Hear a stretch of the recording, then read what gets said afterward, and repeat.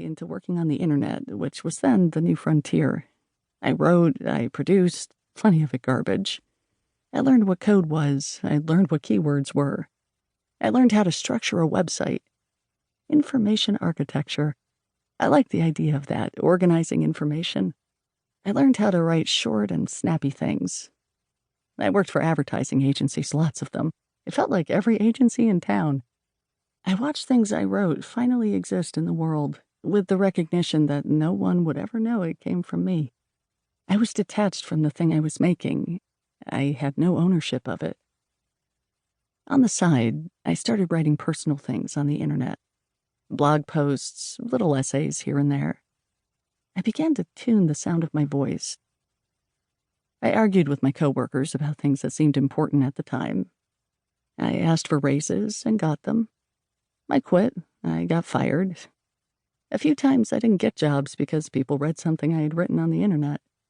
I had jobs where I was taken less seriously or my opinions dismissed entirely for being a woman. I have been told I am difficult. I am difficult in the sense that I am not easy, but fuck easy. I have been harassed at work, but seriously, who hasn't? I worked for a cable network on websites for critically acclaimed television shows, all of which were created by men. It was the best job I ever had, besides the one I have now. I watched how everyone ran around making these shows happen. What a massive amount of work went into their production, and such brilliant people worked on them. But all of the credit was given to the show's creators, their creativity, their genius. They had come up with the ideas. They had ownership. The rest of us were there to make their vision come to life. We served their ideas. Eventually, I thought, what about my ideas? When do I own them? And once I realized that, I couldn't stop thinking about it. I could not stay where I was any longer. The solution was to write my way out of the problem.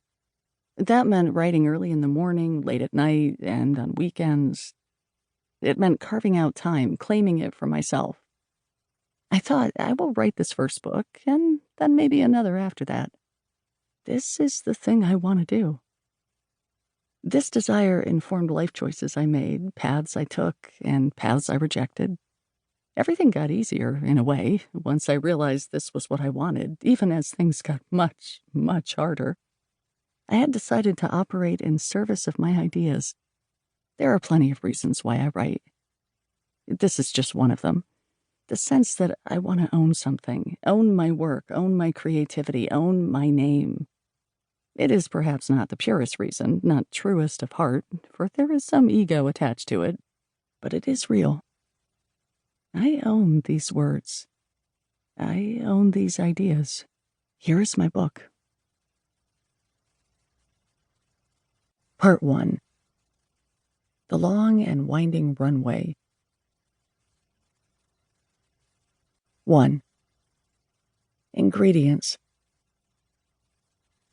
1. I am the daughter of a motherless mother. That sounds more dramatic than it actually is, though I suppose it had a gothic romantic quality to me when I was a child. It was sad that my mother's mother had died so young, but it was also a mystery, and mysteries were interesting. I knew so little about the woman who would have been my grandmother. She passed away when my mother was 11, and had been sick for 5 years before her death, so my mother had only known her in a certain way, and only up to a certain point. There was a palpable absence that existed in our lives, the not knowing of this person, having so few stories to pass around fondly. She was mentioned, she was discussed on occasion, certainly, but mainly the faint idea of her existed in the background. Even when sadness is not stated, of course it can be deeply felt. A shroud of sadness was how I had thought of it, described it to people as I got older. My mother was not an outwardly unhappy person. To this day, she is cheerful, energetic, and congenial. She has a crisp sense of humor, big brown eyes, a wry smile. She likes to play team sports, even in retirement. You have to drag her off that pickleball court. People like her. I get asked all the time how I can write about such fucked up families when my mother is so obviously a nice person. And yet, I always had an awareness of tragedy and loss in my youth, even though I had lost nothing myself. An attraction to that which was absent, a sketch, an outline, never fully formed, but